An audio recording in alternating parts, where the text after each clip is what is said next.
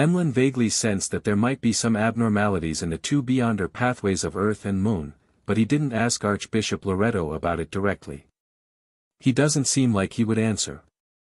It's better to wait for the next tarot gathering to ask the world, the Hanged Man, and the others. Emlyn nodded indiscernibly, indicating that he already knew the difference between a favored and a blessed as he muttered to himself. He didn't consider seeking Mr. Fool's answer, because he felt that there was no need since the corresponding problem wasn't too important. After all, the Sanguines dukes, marquises, and counts were still alive and well, and there hadn't been any particularly negative news regarding the Church of Earth Mother. At the same time, his previous guess also made Emlyn connect these to the influence the primordial moon, an existence which was perhaps an evil god or a high-level devil in disguise, had on the moon pathway. He had once caused many sanguine who had prayed to him to lose control, turning into monsters that only knew how to mate and reproduce. Emlyn suspected that this was one of the evil existences that sent the fake visions and revelations. With no more questions from him, Loretto put away the document in his hand and thought for a moment before saying, "This is the problem that requires special attention. In addition, I hope that you can set up 3 to 5 Beyonder teams in Backlund. They should mainly be members of the Sanguine." Emlyn was always law-abiding. The only crime he did was steal blood at the hospital. He subconsciously raised his question, "Does the Church of Evernight and the Church of Storms have any objections?" Loretto said with a benevolent smile, this was a request from them. As most of the forces of the Church of Steam have withdrawn, there is a lack of official Beyonders in Lone. Although the Church of Evernight and the Church of Storms have also recruited a group of machinery hive mind members who don't wish to leave Lone, and the lower-ranking clergymen, they are ultimately just a minority. Furthermore, they still need to handle the purge in Faysac and the independent colonies overseas. Therefore, they hope that they can provide some help. This is quite beneficial for our proselytizing in Lone. However, you have to remember that, here, we have to restrain ourselves. We can't freely proselytize. Just be on the same level as the remnant Church of Steam. Of course, our believers won't be able to catch up to the Church of Steam for a long period of time. This requires a generation, 2 generations, or even 3 generations of effort. Yes, maintaining the present scale and having a certain degree of development is enough. It's too troublesome to proselytize. Emlyn heaved a sigh of relief and calmly replied, "Okay." In the Sonia C., City of Generosity, Byam. Alger wore a bishop's robe embroidered with symbols of lightning and waves. He wore a metal storm sacred emblem and stood at the peak of the coastal mountain range, looking out at the other side of the forest. There were very few trees there. The surrounding hills and short mountains had been flattened, revealing a hidden harbor. It was a private harbor that belonged to the resistance. It was definitely not comparable to Byam's port, but it was of medium size, enough to sustain many people's lives. A city with an unconstrained and crude style had been built near the harbor. The city wasn't huge, probably only 1/5 the size of Byam or smaller. In the center were 2 towers. One was a spire, the other steeple. They were all strangely silver, reflecting blinding light under the sun. Surrounding the twin towers were many paved roads made of cement. They led to buildings that were mainly made of stone or were connected to open squares and training grounds. The green trees lining the sides of the street exuded a feeling of grandeur. Alger knew that the city didn't only consist of residents from the City of Silver, but also people from Moon City. Many of the latter were extremely deformed. They were temporarily unwilling to interact with Byam, as well as the residents of the other cities on the island. They only purchased their necessities through the people of the City of Silver. It was said that they planned on building a city that belonged to them deep in the forest, and would only leave a path to the new City of Silver. These are all believers of Mr. Fool. I'll have to slowly integrate them into the entirety of the Rorstad archipelago. For now, I'll temporarily not disturb the deformed and allow the residents of the City of Silver to bring normal-looking Moon City residents to Byam. Alger seriously considered his subsequent actions. After settling down the residents of the City of Silver and Moon City, he had actually completed the mission that Mr. Fool had given him. However, he believed that he was still far from being able to exchange for Sea God's identity, authority, and status. Therefore, he did his best to deal with the problems left behind by the Great Migration. To be frank, Alger was most worried that Mr. Fool didn't give him anything to do. If that happened, he didn't know how long it would take for him to make enough contributions. Accompanying the new City of Silver's establishment and the immense vibrancy it exuded, he acutely sensed danger. There was more than one Sequence 4 demigod in the City of Silver and Moon City, and they were Mr. Fool's loyal believers. Perhaps, Mr. Fool would one day bestow the identity, status, authority, and power of Sea God to one of them. There are 2 Grade 0 sealed artifacts in the City of Silver, a Sequence 3 saint, 3 Sequence 4 saints, and nearly 10 Grade 1 sealed artifacts, as well as a few demigod beyonder characteristics that can temporarily be used as Grade 1 sealed artifacts. There are 3 demigods in Moon City, 5 Grade 1 sealed artifacts, and a large number of potion formulas. Alger only made a slight calculation before realizing that the 2 factions that came under Mr. Fool were a little terrifying. All of them combined was equivalent to a quarter of the Church of Storms. According to what Alger knew, the number of Grade 0 sealed artifacts each church had numbered between 5 to 8. There were fewer than 4 grounded angels active at present. In this aspect, they were indeed much stronger than the combined Moon City and City of Silver. However, the Orthodox churches had no advantage in numbers when it came to Grade 1 sealed artifacts and saints, especially the latter. Due to an all-out war, with the brass increasing the number of saints by nurturing them, the Church of Storms only had around 20 saints. The Church of the Sea God doesn't have a demigod yet, but it won't be long before a new Sea God will appear. As for the angels under Mr. Fool, there's the World, the Death Consul, and the Angel of the Fate Pathway. There are the saints from our tarot club. The more Alger thought about it, the more alarmed he became. He realized that he was a little slow in this aspect. Perhaps it was because he couldn't extricate himself to take an objective look at things, and although he had always been amazed by such matters, he finally came to a clear realization today. Unknowingly, Mr. Fool's faction had already developed to a level that was comparable to an Orthodox church. Even if there was a certain gap, it was only due to the lack of accumulation that needed to span across years. And it hadn't even been 3 years since Alger joined the Tarot Club. If I hadn't experienced all these changes myself, I definitely wouldn't have believed it. Alger sighed inwardly as he fervently wished to do something for Mr. Fool so that he could quickly accumulate the contributions needed to transform into Sea God. When that happened, he could truly cast his gaze towards the Book of Calamity in attempt to complete the request of the Elven Queen, Kohinum. Retracting his gaze, Alger glanced at Byam at the foot of the mountain. He saw that this city, which hadn't suffered any serious damage in the war, had once again lit up. It could also be called the most prosperous city in the Sonia Sea. At that moment, the priests, bishops, and believers of the Church of the Lord of Storms were cooperating with the new government civil servants and the Church of Sea God to build schools and hospitals to the children in the slums and the natives with no financial capacity that would provide education, medical treatment, and assistance. As Alger watched the people walking along the streets like ants and the colorful buildings that were different from the vast majority of Lone, the corners of his mouth curled up slightly before he wiped away his smile. He narrowed his eyes, unsure what he was experiencing or enjoying. At that moment, a grayish-white fog suddenly appeared in front of him. Following that, he saw the ancient palace and blurry figure in the middle of the fog. He heard Mr. Fool's words, "A mission. Monitor a man named Verdugo Garcia." Along with the revelation, plenty of miscellaneous information rained down and drilled into Alger's mind, allowing him to know the exact situation of Verdugo Garcia. He was a member of the Abraham family that had concealed his identity. He had recently left Desi County and had come to the Rorstad archipelago. Alger was thrilled. He bowed his head respectfully in response. "By your will."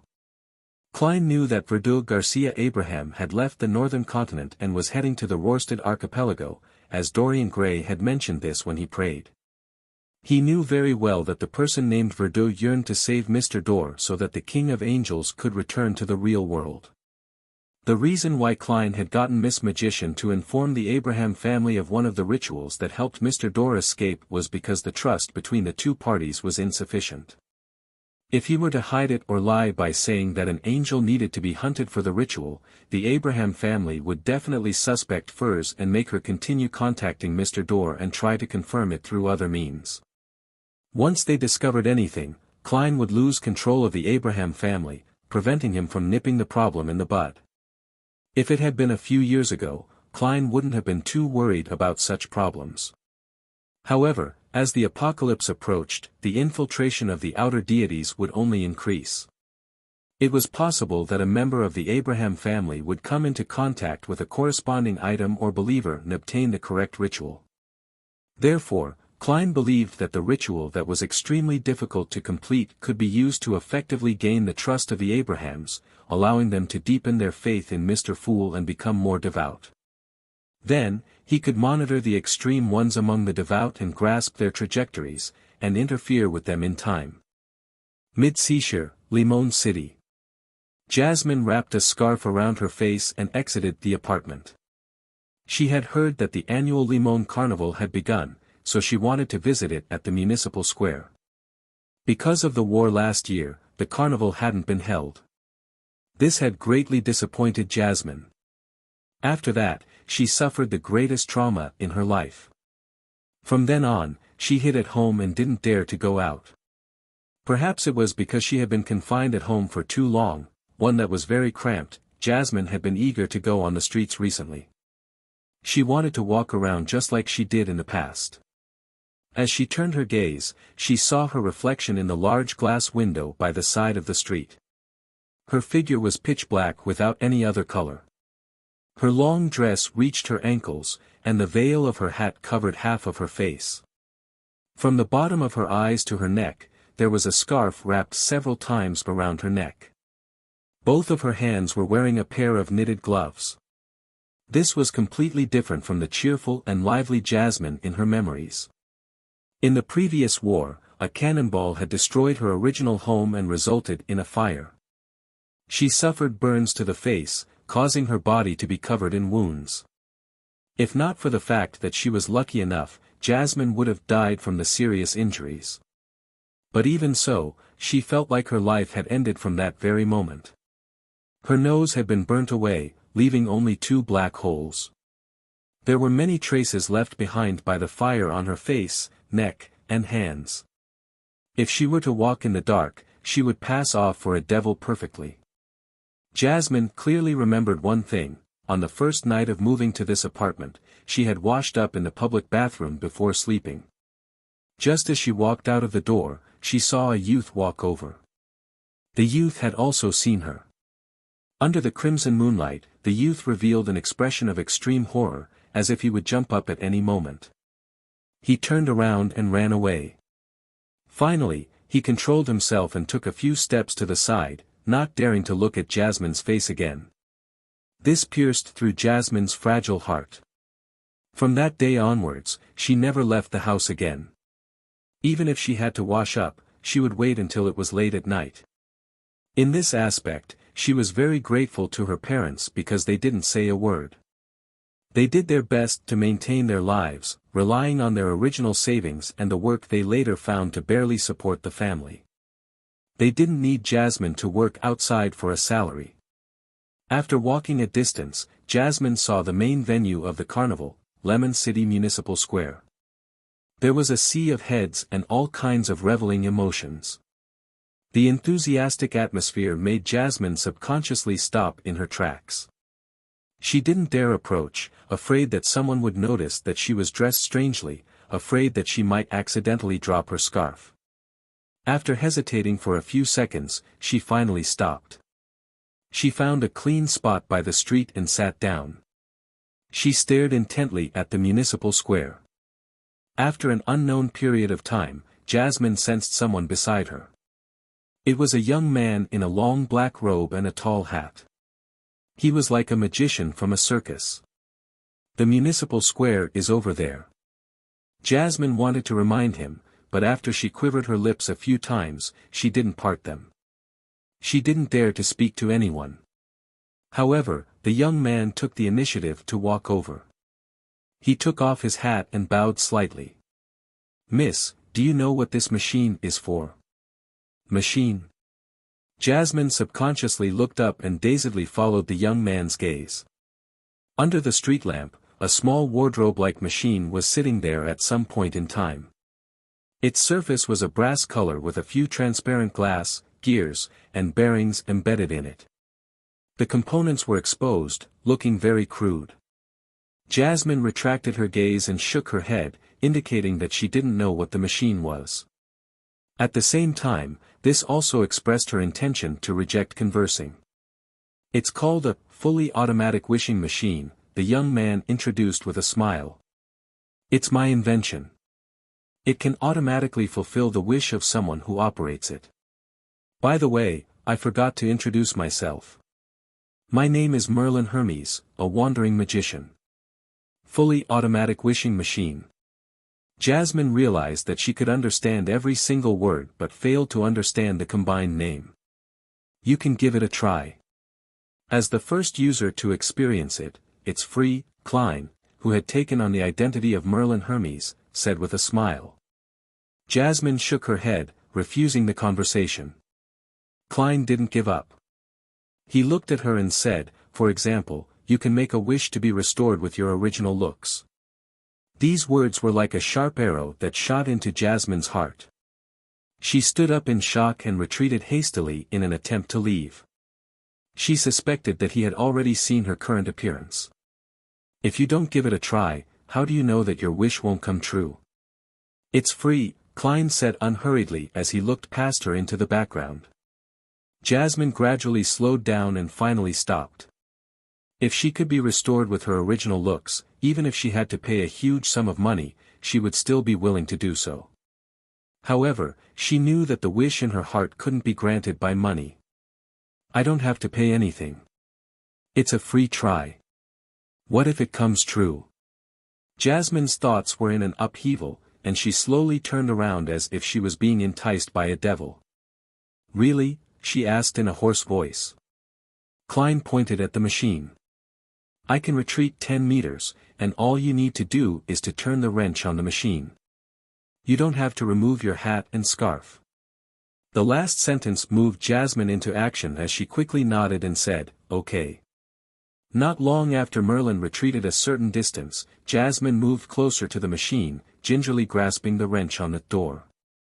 She was actually very worried that this was part of a prank that involved pulling the wrench, such as being splashed by water. This was something that would happen every year during the carnival. She and her friends had often played such pranks on others, but compared to a wish that could be fulfilled, she felt that it was an acceptable risk. Even if it was proven that having her wish granted was impossible, it could still be treated as her experience at the carnival. "Remember to make your wish before you turn it," Klein reminded her from not too far away. Jasmine collected her thoughts and silently voiced her wish. "I want to return to my former self before the burns." With that, she turned the wrench nervously and expectantly. In the next second, the door to the fully automatic wishing machine opened. A normal wooden cane reached out and tapped Jasmine's forehead. What Jasmine didn't notice was a golden ring embedded with rubies that had appeared on her hand. When the wooden cane retracted back into the fully automatic wishing machine, the golden ring with the rubies disappeared as well. As the gears turned, Jasmine saw the machine's door slowly close. "That's it?" she thought blankly. She didn't experience the feeling of having her wish fulfilled, nor was she being pranked.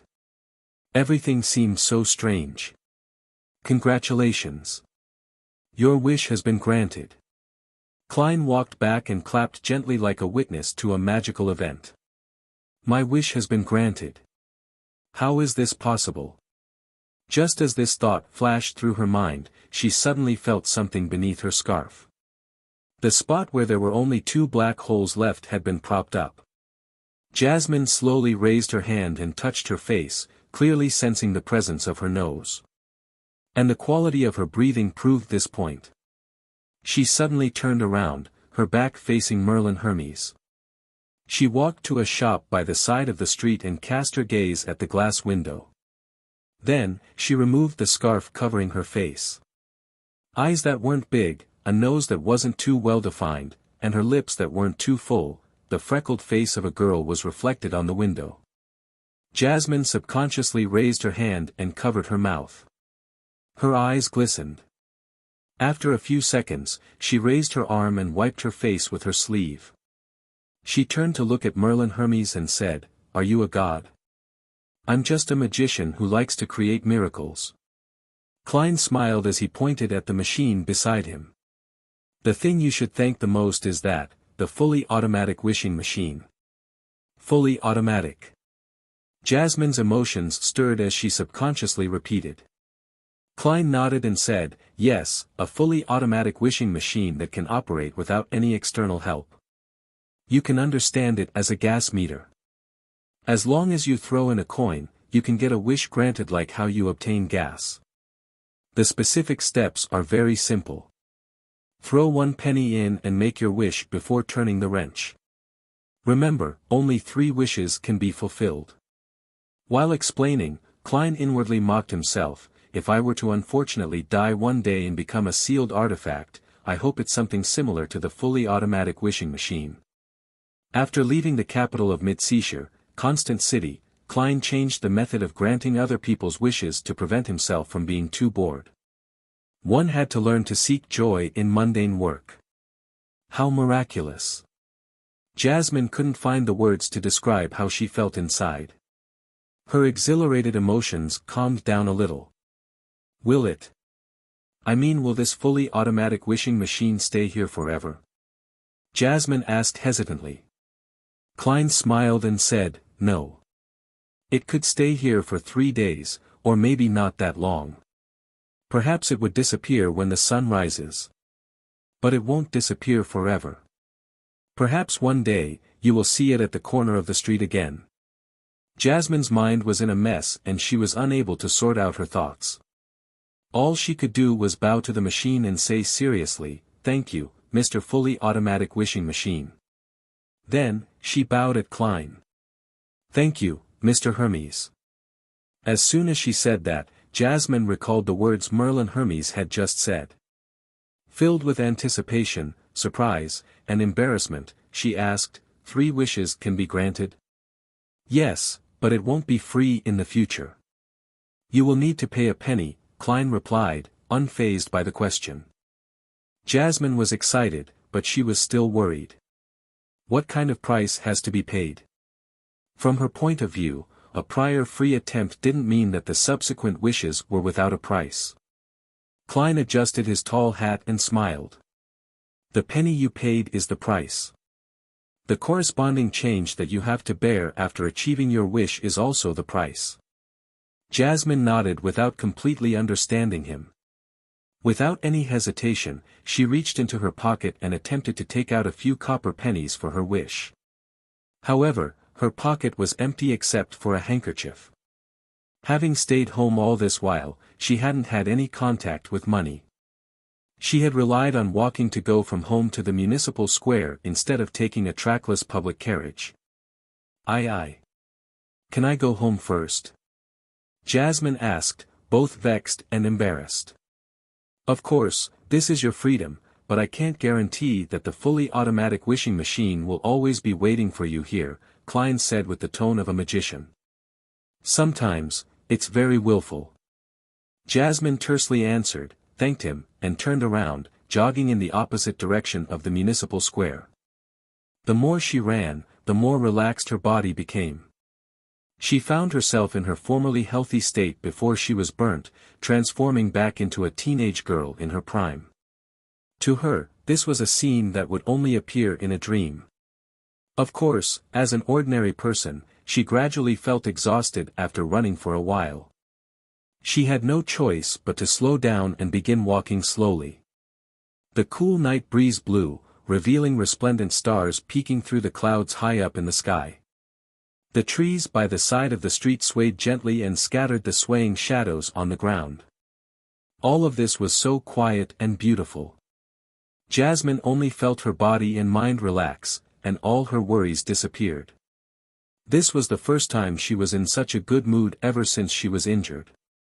Unknowingly, a smile appeared on her face. After walking for about 5 minutes, she suddenly heard someone shout her name. Jasmine. Jasmine turned her head and saw a familiar face. It was her former neighbor, Mrs. Hamill. "Good evening, Mrs. Hamill, I haven't seen you in a long time. Are you going to the carnival?" Jasmine, who wasn't wearing a scarf, said with a heartfelt smile. Mrs. Hamill was a woman with a head of white hair. She carefully sized up Jasmine and said, "I haven't seen you since you moved away. I heard that you were injured in the previous blast." "Yes, but I've recovered." Jasmine nodded heavily. She then asked, "How is Jolie now?" Jolie was Mrs. Hamill's eldest daughter, and was her former playmate. Mrs. Hamill's expression instantly wore a shade of gloom. The Phasacians did unspeakable things to her, and she ended up dying. Jasmine was taken aback, thinking back to her experience while feeling sad.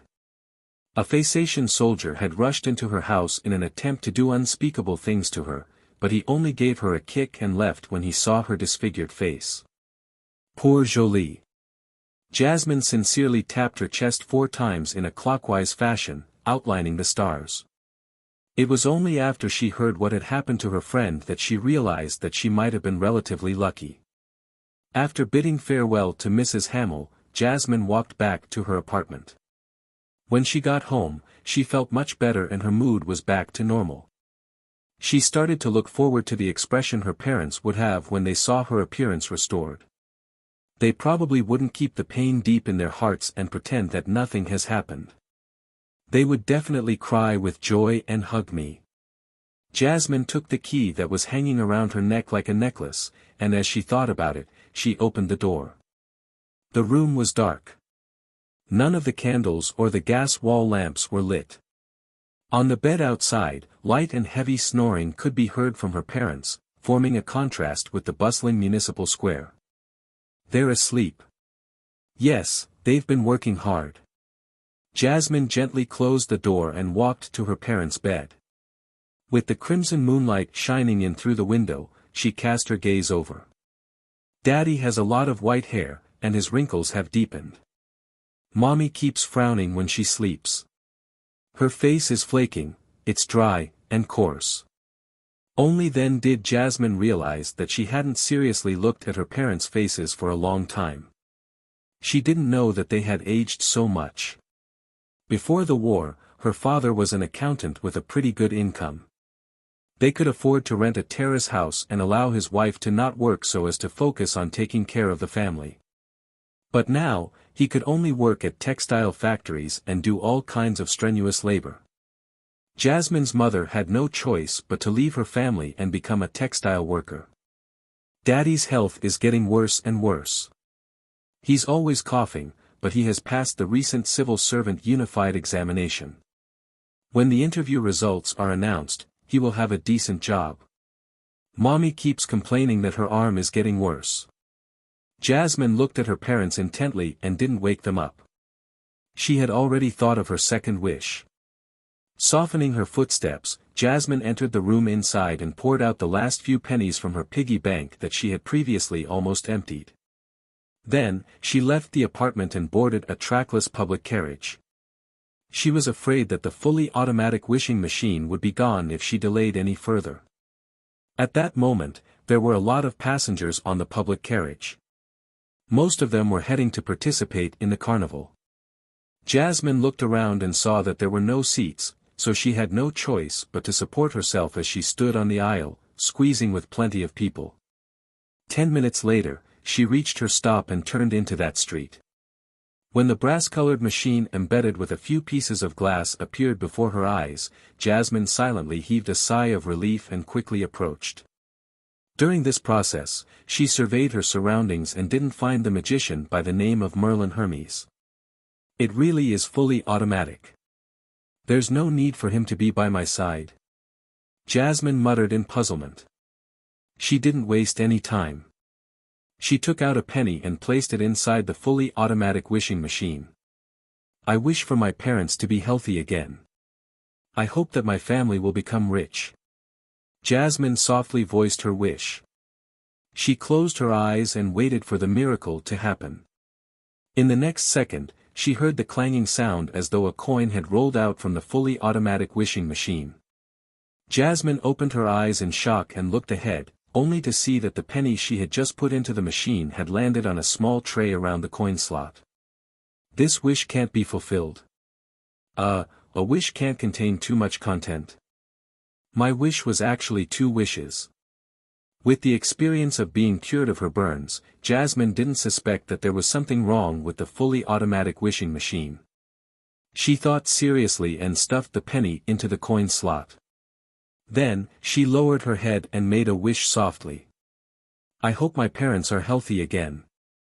This time, she heard a soft knock sound out from the fully automatic wishing machine. Tack. Seeing that the copper coin remained inside the machine, Jasmine knew that her wish had been fulfilled.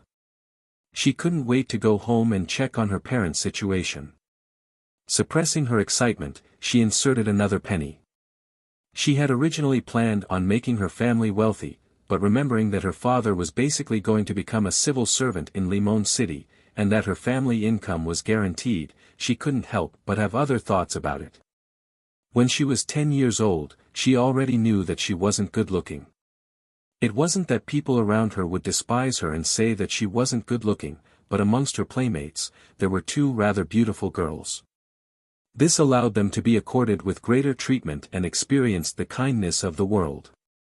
Such a comparison only served to make Jasmine inevitably dream of becoming prettier as she grew older.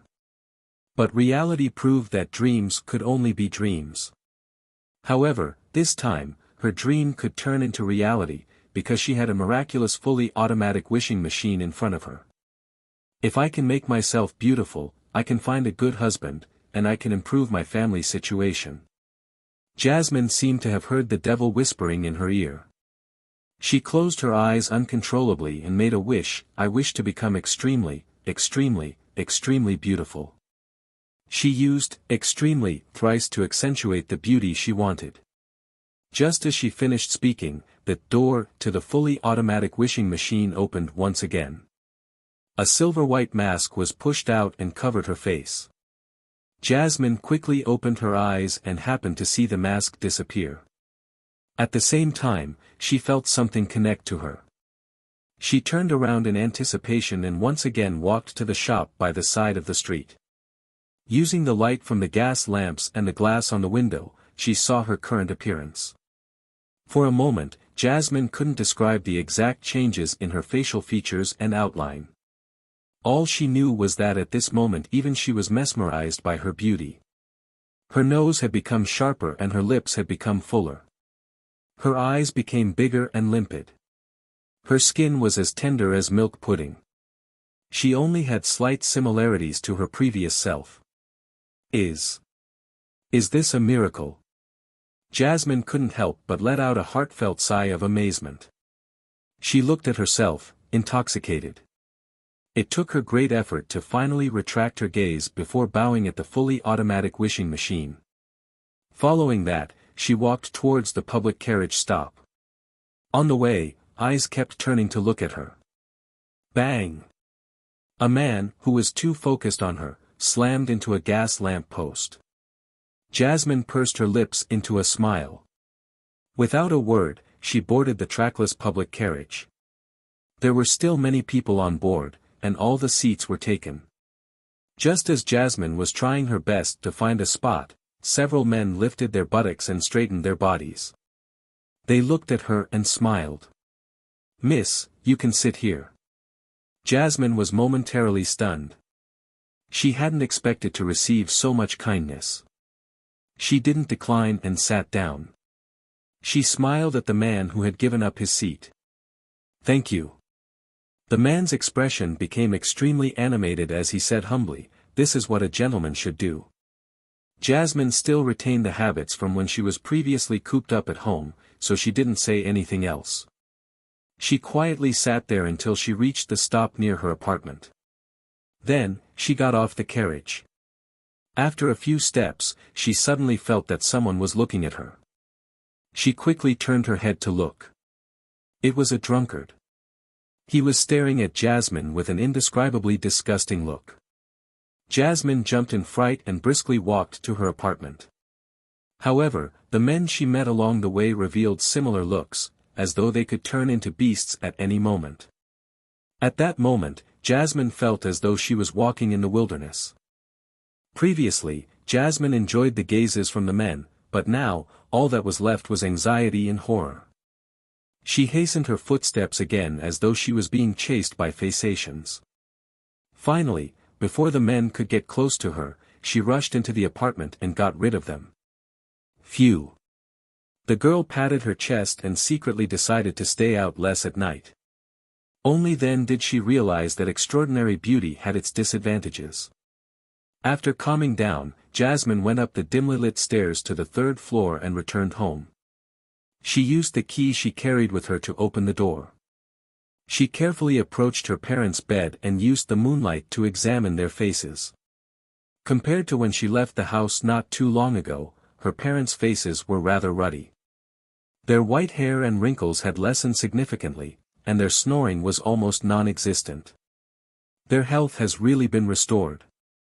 Jasmine couldn't help but smile, clearly relieved.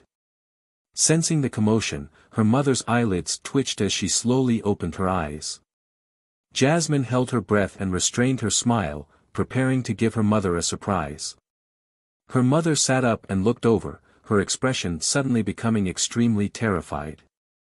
"Who are you?" asked the woman with a shrill voice as she shoved her husband forcefully. "Who am I?" Jasmine was stunned by the question and didn't know how to answer the simple question. At that moment, her father woke up as well. He looked at the beautiful girl in front of him with suspicion and vigilance. "Get out. Otherwise, I'll call the police." Jasmine's mother left the bed and picked up a candle stand beside her, using it as a weapon. "We don't welcome burglars." Jasmine's father rather politely issued an order for Jasmine to leave. He knew that he had to do his best not to pressure the burglar. Otherwise, it easily led to extreme responses from the other party. If not for his wife and daughter, he wasn't too afraid of fighting the burglar. But now, his entire family was at stake. Jasmine finally snapped out of her daze and hurriedly said, "Daddy, Mommy, I am." Before she could finish her sentence, her mother started to shove her repeatedly as she was pushed out of the room by her father. No one cared about what she said. Under such circumstances, no one cared. Thud. The door to her apartment closed before her very eyes. It left her feeling lost and helpless. She wanted to knock on the door and use the key she carried with her to prove her identity, but at that moment, she heard her mother shout to a patrolling police officer downstairs, "There's a burglar, a burglar. Burglar. Daddy and Mommy don't recognize me anymore. Will they think that I've murdered myself? Will the police believe the fully automatic wishing machine?" Jasmine's heart tightened, and she subconsciously decided to leave the apartment first to avoid the police. She would then find her father and mother to explain to them carefully at dawn and use their common memories to convince them. Tap. Tap. Tap. She bowed her head and, under the watchful gazes of her neighbors, walked down the stairs and rushed out of the building.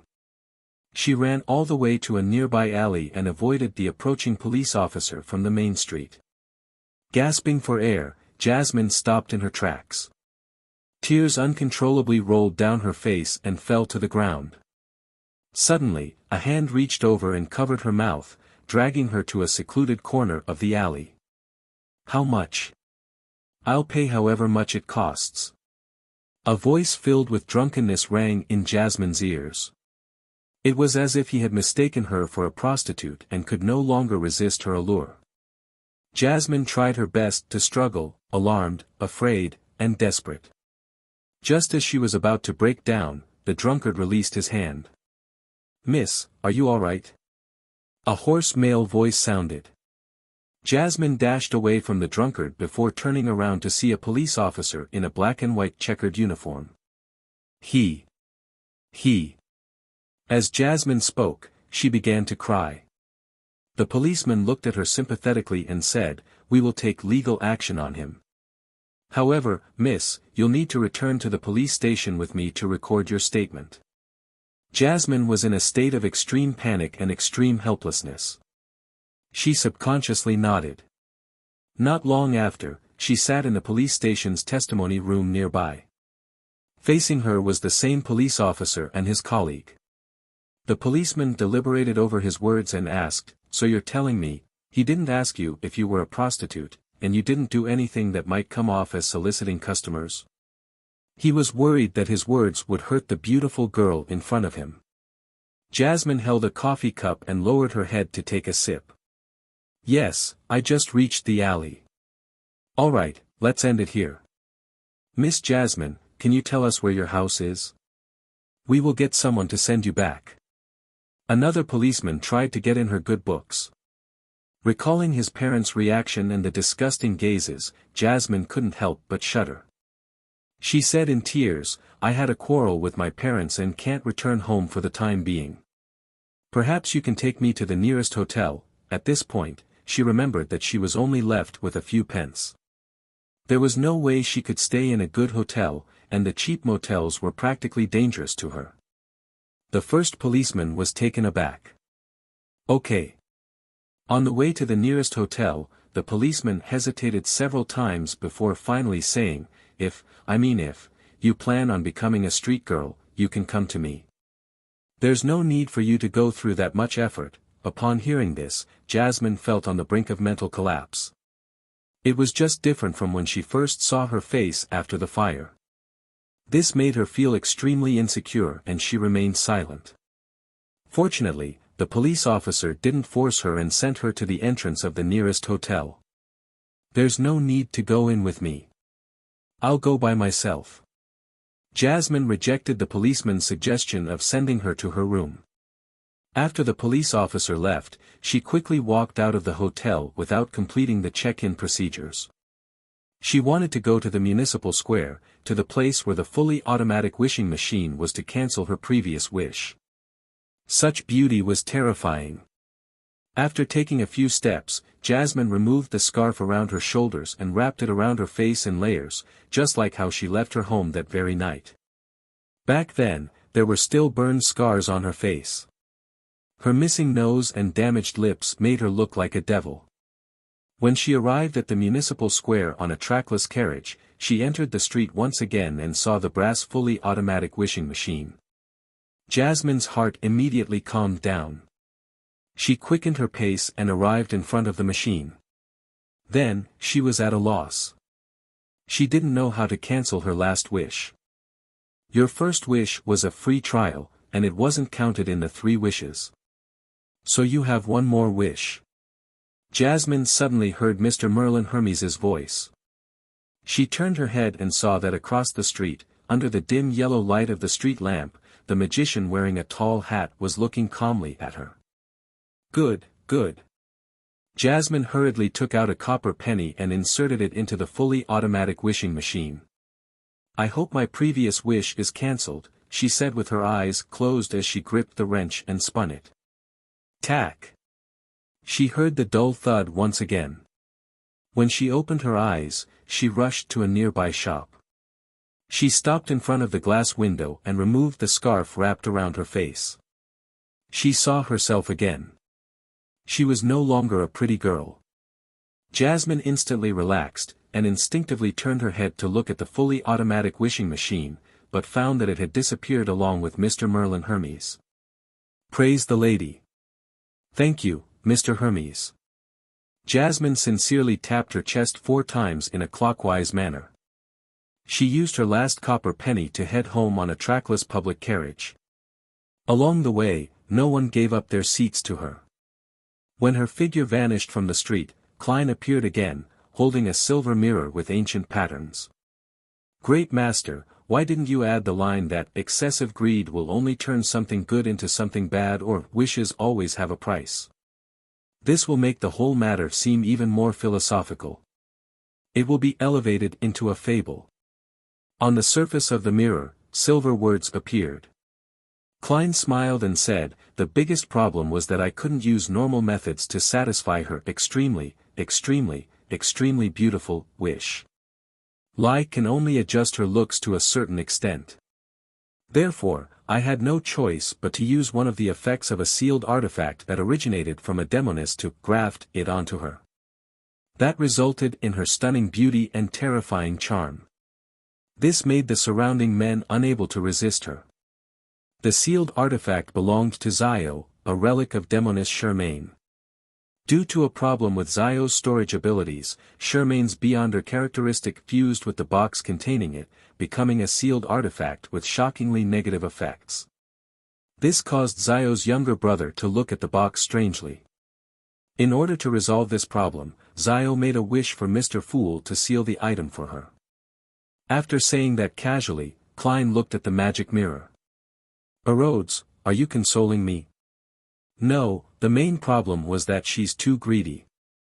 If she only wanted to become beautiful and didn't add so many extremelies to the wish, then the result would have been pretty good.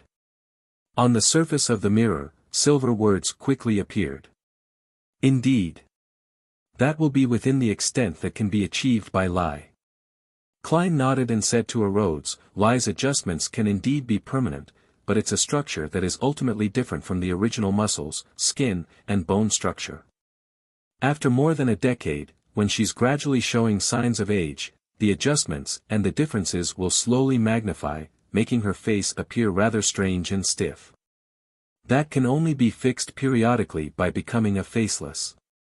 Having said that, Klein smiled and shook his head. A lie is ultimately a lie. Then, he walked towards the other end of the street and continued, besides, even if she really becomes beautiful, it's still uncertain whether she will lead a better life in the future.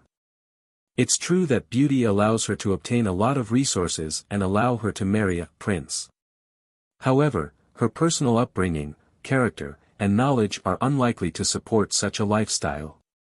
Yes, I can't rule out the possibility that she's good at studying, being capable of using all kinds of experience to fully enrich herself, and ultimately direct herself to possibly having a good life.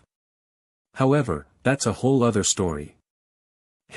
Miracles are only for a moment, but fate is often a long-lasting event. In the conversation with Rhodes, Klein gradually vanished from the end of the street. His understanding of Miracle Invoker had deepened again. After returning to her family apartment, Jasmine didn't attempt to open the door. She used a lot of courage to knock on the door. The door opened and her mother appeared in front of her. Oh, you're finally back. Her mother first heaved a sigh of relief, then asked in an abnormally horrified manner, why your face? Jasmine forced a smile and said, I've been cured, by a mister who's good at creating miracles. Mr. Fully Automatic Wishing Machine. Just as her parents suspected that their daughter had been influenced by demons, a few policemen in black and white checkered uniforms walked up the stairs and came over. Leading the policeman was a lady. She had light blue eyes and a smile that quietened others. Miss Jasmine, we have some questions for you, the lady said politely. Jasmine felt that she should have been afraid, but she found it difficult to have much strong emotions facing the female police officer in front of her. She felt like her body and mind had unknowingly settled down after crying for a long time. She looked at her parents who had a complicated expression and asked hesitantly, okay, what questions do you have? The female policeman with the rank of superintendent pointed at the door and said, let's talk inside. She didn't get Jasmine's parents to leave. She only ordered the two police officers with her to guard by the door. After closing the door, she pulled a crude round stool over and sat down without standing on ceremony, looking very relaxed. This immediately made Jasmine and her parents less tense. You may call me Ma'am Gray. The officer introduced herself and pointed at another chair and the bed. Have a seat. When everyone in the room found their seats, she smiled at Jasmine and said, "I received a report saying that there were some incomprehensible things happening around you. For example, a male's desire for committing sexual assault had far exceeded normal standards. This doesn't mean that there are no bad people or criminals among them, but the ratio is too high, so high that it's strange." At this point, she swept her gaze across Jasmine's face. "From what I know, you were seriously injured during the fire and was permanently disfigured. But now, I can't tell any of that. What do you have to say about this?" Jasmine's heart tensed up again. She didn't dare hide anything and said in a panic, "I went out tonight to the municipal square to attend the carnival.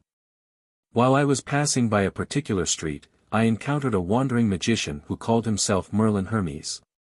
He said that he had invented a machine called the fully automatic wishing machine. All I had to do was insert a penny, softly state my wish, and turn the wrench, then my wish would be granted. He said that I was the first user, so I could experience it for free once. Then, I was restored to my original state, having all my injuries healed. Officer, that's what happened. You must believe me." With that, she glanced at Mrs. Gray and her assistant before looking at her parents, trying to get their approval. However, her parents clearly said, "How is this possible? How can there be a machine that can automatically grant the wishes of others? How can there be something as good as granting a wish cost only a penny? Besides, the first user experienced it for free." Gray and her assistant didn't show any obvious expressions, making Jasmine unsure if they believed her or not. "Continue." Seeing her pause, Gray nodded encouragingly. Jasmine hurriedly mentioned how she returned home to get some coins before recounting in full how she wished for her parents to regain their health and how she wanted to become beautiful. Finally, she said, "I was indeed very beautiful. Even I couldn't move my eyes away. This made me experience a lot of kindness, but later on, the surrounding men started to frighten me. In addition, Daddy and Mommy didn't recognize me and chased me out of the house. I was scared, very scared. I returned to the machine and made a third wish. Yes, that Mr. Merlin Hermes said that the first wish was free, and wasn't part of the 3 wishes. In short, I returned to my original appearance and met you." Upon hearing these words, Jasmine's parents instantly thought of the beautiful burglar from before. Then, they realized that their bodies were indeed much healthier than before. Their vision had recovered and their arms had sufficient strength. Everything seemed different. They began to believe Jasmine's description, but they felt even more terrified. It was as if they had encountered a demon, exactly the same as those stories in folklore. Gray nodded gently. "I've seen many matters that are beyond your imagination, but this is the first time I've heard of something like a fully automatic wishing machine. Compared to a wishing lamp or wishing pool in folklore, this is too modern." After a pause, her expression turned serious. "As an experienced law enforcer, I'll give you 3 suggestions. First, don't believe in such things again from now on.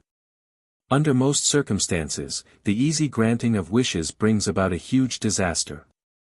There's nothing wrong with describing it as the temptation of demons."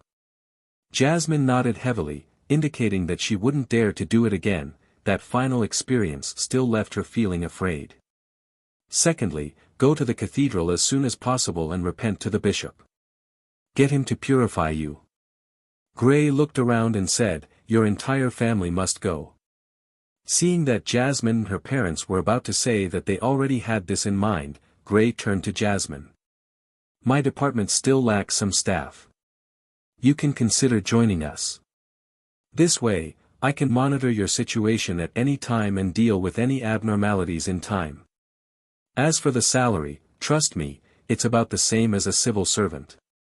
The salary is about the same as a civil servant's. I can be protected. There's something that nice?" Jasmine asked in disbelief, "What department is it?" Gray smiled and said, "I'll give you an address. Come to my office tomorrow, and I'll fill you in on the details." "All right." Jasmine was in a state of panic and unease. She would grab a life-saving straw the moment it appeared. A week later, Jasmine officially joined the Nighthawks in Limon City and became a civilian staff member. "Captain, the telegraph device has broken down," she said carefully as she knocked on Gray's door. Gray put down the documents in her hand and rubbed her temples. "Report this to the police station and let them handle it. Seriously, I could have gotten the help of the machinery hive mind in the past. It was done in a quick and effective way." Now, sigh, by the time Jasmine left, Gray picked up the documents and began to read them carefully. This was a piece of information that the Nighthawks had gathered regarding the fully automatic wishing machine. After Jasmine, this happened more than once. After flipping through the documents, Gray spread out a piece of paper, picked up a fountain pen, and began writing the official document for the Constant Archbishop and the Holy Cathedral. There have been many supernatural incidents in the city in the past week. It involves a special machine called the Fully Automatic Wishing Machine. According to the intel, it was created by a wandering magician who calls himself Merlin Hermes, but we haven't ruled out other possibilities. At least, I think that Merlin might be an illusion created by this machine, so as to lure people into making wishes. This machine is of a brass color embedded with opaque glass. Its surface has gears, bearings, rivets, metal pipes, and other components exposed on its surface. It seems to be a product of modern industrialization. Case 1, a young girl who was disfigured by a fire, had met the fully automatic wishing machine at the municipal square.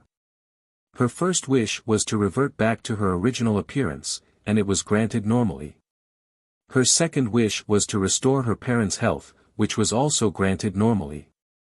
Her third wish was to become extremely, extremely, extremely beautiful. Then, she no longer looked like herself, and she had an irresistible charm to the men around her. She claimed that she was the first user of fully automatic wishing machine, which allowed her to have one free wish. With that, she cancelled her third wish. Case 2, a retired soldier who participated in the war to defend Limon was left with serious mental damage. He met the fully automatic wishing machine by the river. His first wish was to restore his mental state to a state before the war, and it was granted normally. His second wish was to become a little more handsome so as to reach the standards of the male models on magazine covers. He also had it granted normally. His third wish was to obtain £100,000 and become a tycoon. Then, he caught the fancy of the owner of the Limon United Steel Company who wished to marry him, a lady with a wealth of nearly £200,000. This retired soldier didn't wish to accept her with her having a weight of more than 200 pounds and her shorter than average height. Furthermore, she's a violent middle-aged woman. He prepared to leave Limon and head south. If there comes a day when he doesn't want to work hard anymore, he can easily obtain the rights to a wealth of £100,000. In a sense, his wish was granted, but he's unwilling to accept it. Case 3, Case 4, Case 5. A public school teacher met the fully automatic wishing machine near a storm cathedral. Her first wish was to make herself look better, and not be ostracized by her students because of her looks or be spurned by her colleagues. This was granted normally. Her second wish was to obtain a better position, which was also granted. As her teaching standards were high enough and she was no longer restricted by her looks, she quickly became the most popular teacher among the students and began taking on the duties as vice principal. Her third wish was to have a husband with impeccable looks, family background, personality, and ability. Finally, she got a doll who could speak, move, and have a certain level of intelligence. It had living characteristics and looked rather handsome. It was carved by the best master and could have any personality one wanted. It was very capable in every aspect. Other than not being human, it really had no flaws. Case 6, summarizing these cases, we have obtained some preliminary guesses. The fully automatic wishing machine can appear anywhere in Limon. It's extremely random, and there's temporarily no discovered pattern for it. Most of the wishes that are made can be fulfilled normally. However, a small portion will be distorted, and the latter is basically concentrated on the third wish. Of course, it's also possible that the person will let themselves loose by the time they make the third wish and thus, make excessive demands. The wishes it granted were mostly related to appearance, but it covered a wide scope. It was almost omnipotent. The frequency of its appearances is also irregular. This is a classic example of a mystical item that needs to be sealed. Furthermore, it clearly exceeds the grade of a grade 2 sealed artifact. I hope the Archbishop and high-ranking deacons will personally deal with it, or give an effective sealing method. On the steam locomotive out of Limon, Klein observed his digestion of the miracle invoker potion. If I keep accumulating it bit by bit, it won't be long before I can respond to Moon City's prayers and cure their deformity, thus creating quite a miracle. In addition, I've also concluded the acting principles of a miracle invoker. It's only a matter of time before I digest it if I follow them. I might even finish within the year. Klein retracted his gaze from outside the window, raised his left arm, and controlled the monster puppet on his hand to entertain a child across him. This made him look more like a wandering magician. If he was willing, he could even use life's cane or the grafting ability to imbue this sock puppet with living characteristics. While entertaining the child, Klein's thoughts scattered as he considered where the marionette city needed to be built for the advancement ritual. A marionette city needs sufficient interaction to develop a corresponding region in the spirit world. This means that it isn't enough to leave it in the forsaken land of the gods. Ignoring the fact that it's sealed there, there's no way of directly connecting it to the spirit world. All I can do is rely on the little specialness it has. Even if there's no problem with it, it's difficult to create any interactivity with a place that lacks intelligent life. If it's placed in the northern and southern continent or the sea colonies, I have to be careful. Before the ritual is about to succeed, I definitely can't expose the fact that it's a marionette city. Otherwise, it will be affected, damaged, or even attacked by Zeradal, Amon, and my other enemies. Yes, I have to give a sufficiently good reason for a marionette city to appear. Then, there won't be any abnormalities with the interaction between the traveling merchants and the surrounding humans. I have to make every marionette a living person. They have their past, present, and future. They follow their own trajectories of fate. This means that a marionette city is extremely complicated. I need to split out many worms of spirit to deal with it. This also has the risk of losing control by doing so. If they are husband and wife, they should act like husband and wife. When faced with something they are fond of, they should show joy. Perverts should be hated. This way, foreigners might hear embarrassing sounds while staying in the marionette city. I'm still just an innocent child. This is a large-scale reality show, or rather, a high-end version of Playing House.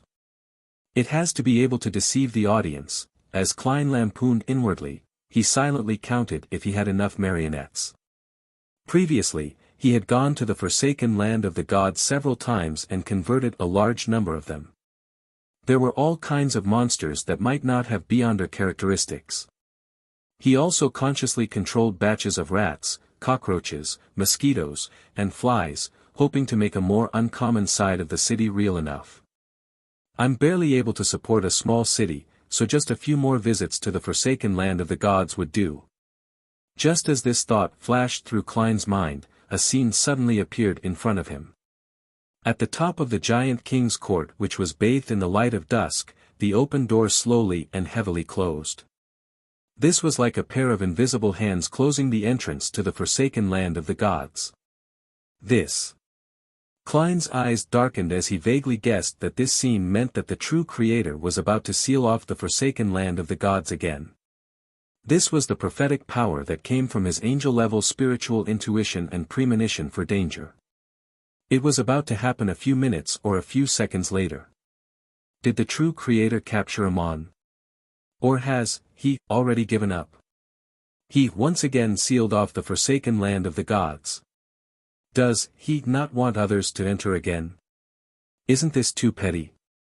Klein mumbled inwardly, feeling a little disappointed. Of course, he barely had enough marionettes. Even if he lacked them, he could make up for it at sea.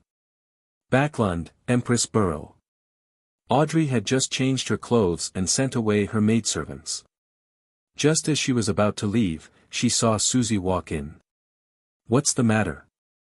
You should be out on your stroll at this time." As an experienced spectator, Audrey immediately sensed that something was amiss. During this period of time, she had been busy making use of the influence she had in a few foundations to help the workers, farmers, and injured veterans with their hardships. She had allowed them to wait for a new job opportunity or for their plantation's production in a new season. She had a lot less interaction with Susie than usual. At the same time, Audrey was secretly guiding the workers of lower socio-economic status from the various unions in Backland to gather their strength together. Her previous experiences made her understand that counting on the kindness of the upper class wasn't reliable or long-lasting. A single person appeared puny and powerless in the face of the government, nobles, and powerful merchants. Only by summoning the combined strength of a large number of civilians could a balance be formed. The Lone Kingdom had unions in different industries a long time ago, but the upper echelons of these associations were easily bribed.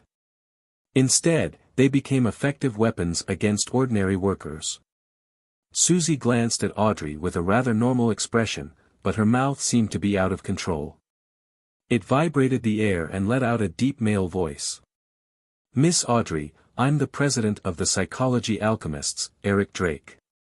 I wish to meet you and discuss with you about becoming a counselor of the Psychology Alchemists. I'm at the nearby park." Having said that, Susie heaved a long sigh of relief and regained her original voice. "Audrey, there's a strange guy looking for you. I can't remember what he looks like. He directly placed the words he wanted to say into my mind island." Audrey's pupils dilated slightly before immediately returning to normal. She calmly nodded and said, "Where is he at the park?" As she spoke, Audrey secretly conjured a virtual persona and entered Susie's mind island through the sea of collective subconscious. She checked if it was still distorted by some external consciousness or knowledge. "I don't remember. I was having my stroll," Susie said as she recalled. Then, she wagged her tail slightly and said, "I don't think you should go. It's dangerous." After confirming that Susie didn't have any latent problems with her virtual persona, Audrey exhaled and said, "It will be even more suspicious if I don't go. That way, danger will be unavoidable. It might even affect the rest of the people in the house. Besides, this is also an opportunity. Just as Mr. Hanged Man said, since the end of the world is coming, all the hard work and attempts that will not bring disaster are meaningful." Audrey added inwardly before saying, "I will protect myself." "Susie, did anything happen to you just now?" Susie barked and said, "No." "Audrey, are you really going?" "Yes." Audrey gave a clear answer. "Then can you bring me along?" Just like before, "I'm just a dog in their eyes," Susie mustered up her courage and said. "No, there's no need. I'll be back very soon. Believe me, I'll be blessed by a deity," Audrey replied with a faint smile. After comforting Susie, she used her psychological invisibility and left the luxurious villa like she usually did. When she was far away, in a corner on the first floor, a servant who was cleaning suddenly bowed his head and softly said words that he had never learned before, "The fool that doesn't belong to this era," in the ancient palace above the fog. The figure sitting in the fool's seat naturally looked at the newly formed prayer light and realized that the believer was extremely unfamiliar. "It's identical to Miss Justice's home environment. I can suspect that it's a result of guidance created by a virtual persona's invasion of the Mind Island. Miss Justice used this method to avoid any surveillance and pray for blessings." The figure quickly came to a conclusion and transferred the corresponding situation to his true body. A few seconds later, Klein entered Sapphira Castle and allowed the worms of spirit to burrow into his body. Miss Justice is becoming more and more like a high-sequence spectator. Klein praised inwardly as he cast his gaze at the crimson star representing justice. In the park with a lake. As soon as Audrey entered, she saw a large carriage drive over. The carriage driver was an ordinary middle-aged man wearing an old hat and a dark-colored jacket. However, in Audrey's eyes, this carriage driver didn't exist because he didn't have a corresponding island of consciousness or mind. In other words, the carriage driver was just an illusion, a fake, and the controller of the carriage was the horse itself. A few seconds later, the large carriage stopped in front of Audrey. The door creaked open. "Please come in." A deep male voice came from inside.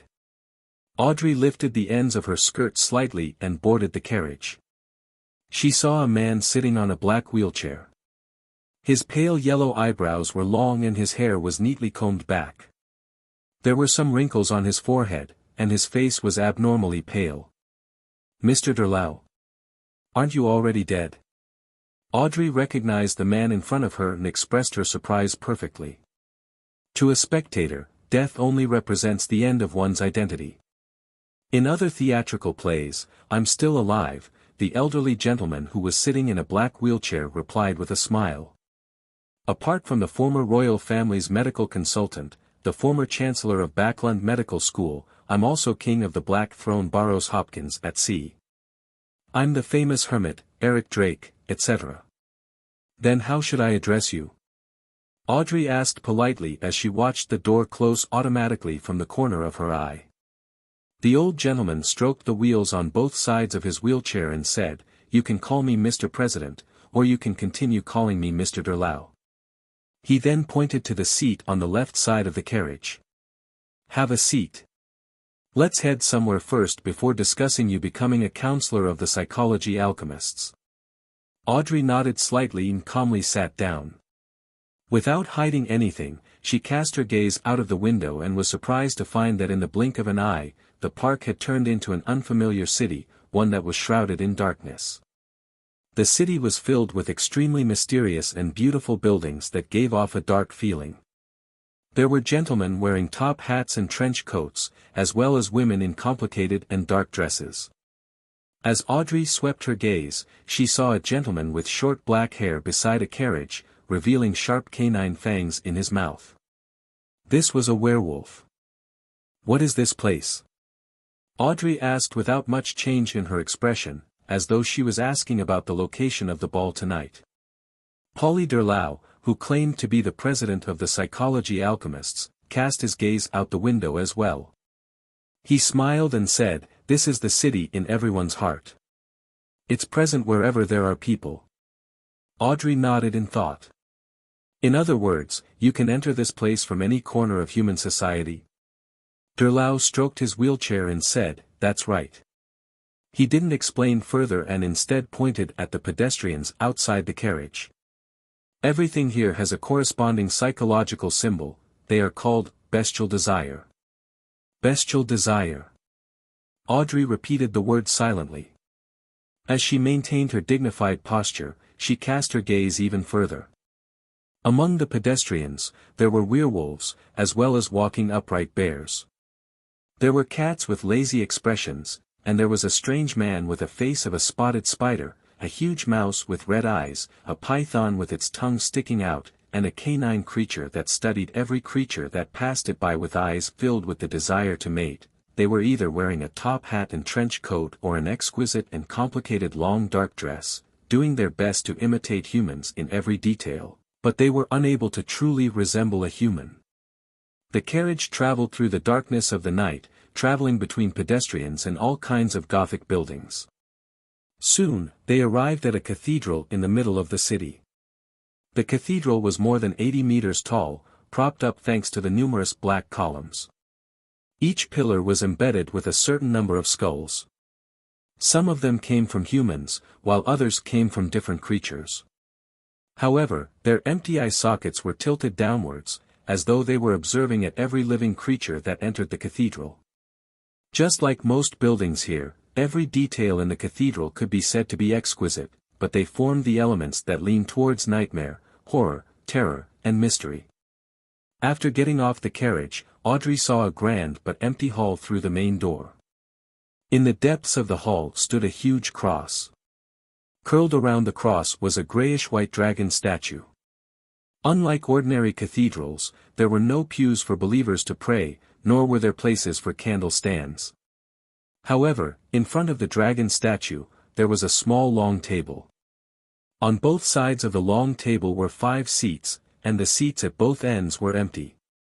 Pauli Durlau wheeled himself to the end of the long table where the seat of honor was. Then, he pointed to his left. "Please take a seat." Audrey slowly followed behind him. She looked around and casually pulled out a chair before sitting down. She wasn't too close to the president of the psychology alchemists, nor was she too far away.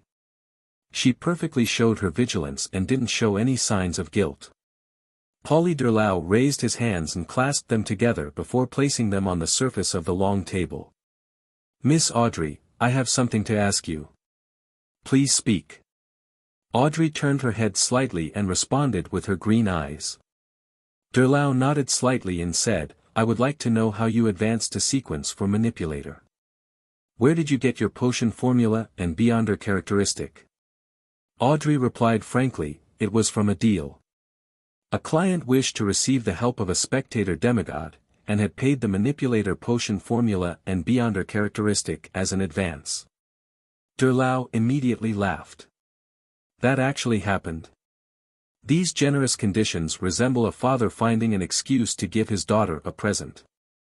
Can you tell me exactly what kind of help you provided?" "Kill another demigod." In this matter, control of one's mind was rather crucial. Audrey simply explained. Her attitude was very calm, as if she was talking about the homework given to her by a teacher. Durlau's long and fluffy eyebrows twitched as he said, "And you succeeded? The results are obvious enough." Audrey gave an answer rather tactfully. Durlau sized her up and realized that the noble girl on his left was a manipulator who could kill other demigods. Audrey read his thoughts and added, "I was just one of the participants." Durlau nodded and said, "Do you know where the client's manipulator potion formula and beyonder characteristic came from?" "He didn't tell me straight with regards to this question." Audrey gave an answer with a sentence she had long planned out. "He. Can you tell me who he is?" Durlau asked after some deliberation. Audrey had been guarding against the other party's virtual persona from infiltrating her mind island. However, she had yet to notice anything abnormal since the beginning. This made her suspect that the other party didn't need to infiltrate her mind. All he needed to do was observe the fluctuations of the surrounding sea of collective subconscious to understand her true thoughts. She didn't make any attempts to hide and calmly replied, "This concerns an agreement between us. I believe honoring one's promise is a moral standard that the entire world approves of. And in mysticism, this comes into play at a deeper level." Having said that, Audrey took the initiative to say, "If you can't really trust me because of my inability to mention this, I'm willing to accept this. I can only remain an ordinary member and use my contributions in exchange for the psychological research materials that are available to me." Durlau smiled when he heard that. Everyone has their own secrets. This is very normal. What I need to assess is whether your secret will affect the safety of the entire psychology alchemists. He looked deeply at Audrey and said, "Then can you tell me how you got to know such a client?" "I remember that I once reported that, before joining the psychology alchemists, I'd already come into contact with some people in a mysticism circle and got to know a few beyonders." Audrey said a truth that couldn't be any truer. As for what the real logical order to the answer was, it was another matter. Furthermore, the matter regarding Vin Rambise's disappearance, which stemmed from the investigation of Furs and Zio, was something both parties had never talked about but had definitely acknowledged. Durlau retracted his hands from the table and placed them by his chest. "There's another thing I would like to ask. When was the last time you met Vin Rambis?" Audrey frowned slightly and said, "I remember that I've been asked before." After Vin Rambise's death, she didn't immediately cut off any contact with the psychology alchemists. She continued to maintain a certain connection with the upper echelons through Hilbert, Stephen, and Escalante. Only when the war reached Backlund did she realize that she couldn't contact the members of the psychology alchemist cell for various reasons. I need to confirm it in person, Derlau said calmly. Audrey nodded gently and said, the last time I met Vin Rambus was in Viscount Glaine's mansion. At that time, I hypnotized my 2 Beyonder friends I knew, as per his instructions, and asked them why they were investigating Viscount Stratford and who the mastermind behind this was. At that time, Councillor Vin Rambus was nearby, ensuring that nothing went wrong with the hypnotism. After he received the answer, he quickly left. After that day, I never saw him again. As she answered, Audrey was still guarding against the invasion of her mind island. However, it was calm there, and nothing happened. This didn't make Audrey feel relaxed. Instead, she became even more wary. She didn't even dare to think about anything related to Mr. Fool and the World Gairman Sparrow. She was only certain of one thing: as long as she was exposed to danger, Mr. Fool would definitely provide her with protection. It's identical to your previous answer. Derlau nodded slowly. He then looked into Audrey's green eyes and said frankly, I can't use mysticism methods to trace the origins of the Beyonder characteristic in your body. This means that the person who provided it has an unimaginable existence behind him. Audrey nodded slightly but forcefully, expressing that she agreed with his assessment. I can't force you to not cooperate with other Beyonders or make deals. It's unrealistic. I just hope that you can promise not to reveal anything about the psychology alchemists to anyone. At the very least, when you wish to entrust certain missions to others, you have to package them and hide the secrets, Derlau said calmly as he retracted his gaze. Audrey replied without hesitation, I promise not to tell any living creature that isn't qualified to know about matters regarding the psychology alchemists. She took the initiative to amplify the concept all the way to that of a living being to make up for any loopholes in her promise. As soon as she finished speaking, she felt her thoughts surface from her mind island. These thoughts intertwined, turning into an illusory net that seeped into Audrey's mind island, turning into her subconscious. As this restriction net came from Audrey's spirituality, she would be incapable of removing it even if she became an angel. She would lose the intention of talking about the psychology alchemists when she faced non-members of the psychology alchemists or people who didn't qualify to know about them. And she wouldn't realize this. He didn't invade my spiritual island. Just my words alone made the promise turn something substantial. While Audrey was alarmed, her expression didn't show. Of course, she didn't completely restrain herself, as being surprised by such means was an instinctive reaction from a manipulator. Based on this point, she suspected that either there was something wrong with this city that existed in the heart, or that Derlau, the psychology alchemist's president, wasn't just at the level of a saint.